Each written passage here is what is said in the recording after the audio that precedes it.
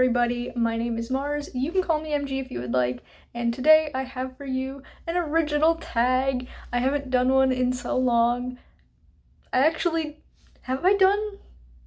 at least one original tag, but that was like 3 years ago. I can't remember if I've made any more. Anyway, we're here with a tag that I have created. It is the Writer Pentacle tag. And it's basically like, Pentacle, the star in the circle. If you were to take different elements of stories, what would they need to be in order to summon your writing? Sounds a little bit weird. It's fine. There are 5 questions, so why don't we just get to those?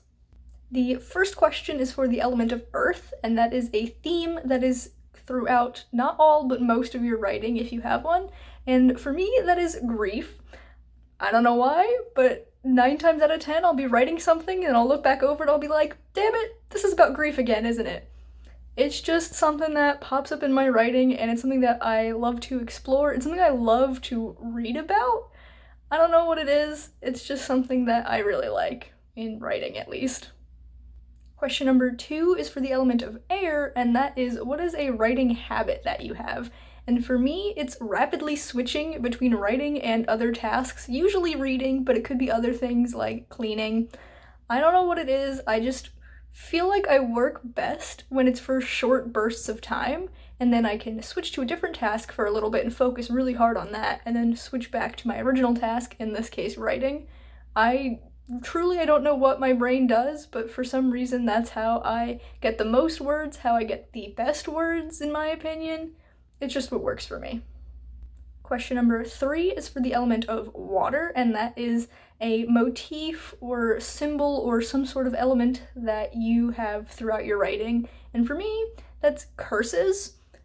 Again, don't know why this keeps happening, but I just find myself drawn to people cursing each other in my work. Of course, not all of my writing is fantasy, so that doesn't happen in all of my stories, but in the fantasy magical side of things, I don't know why, I like having people curse each other a lot, whether it be little tiny things or like life-threatening curses. It's just really fun for me to write that sort of thing.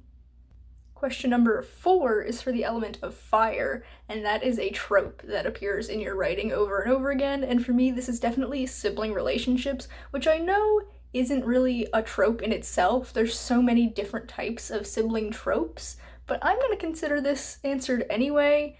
I can think of maybe 2 writing projects that I have that don't deal with sibling relationships in some way, and even those are like kind of similar in that they would have like cousins or like close friends who act like siblings but just aren't related. So really it's in pretty much all of my stories.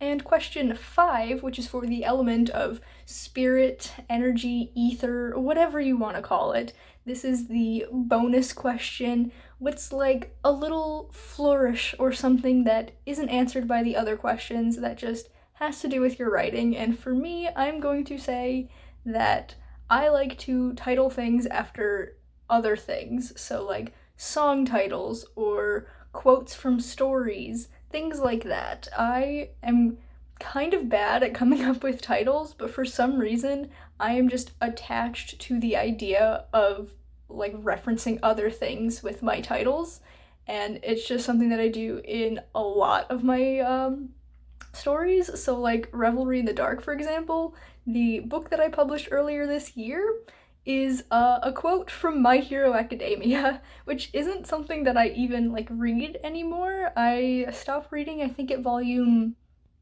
30, so I did get very far in, but I'm also quite behind now, and I only ever watched like the first 2 seasons of the show, so it's not even a fandom that I'm interested in anymore. But I was writing this book and I'm like, I know exactly what I want to call this, so quoting things for titles is just something I do a lot. And finally we come to the tagging portion of the tag. So I have 5 friends that I want to tag because it seemed like an appropriate number. So we're gonna go with Jess from the Hex Library because, come on, it's a witchy kind of tag, so obviously I have to tag Jess. We're gonna go with Wallace because she's been working on a witchy book lately. We're gonna go with Marta because she also was working on a witchy book lately. We're gonna go with Laura because she's got that kind of like spooky vibe. She's kind of the AuthorTube queen of horror.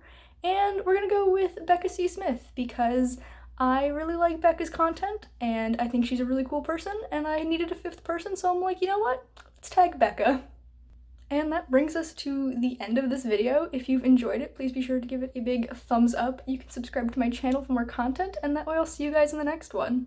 Goodbye, everyone.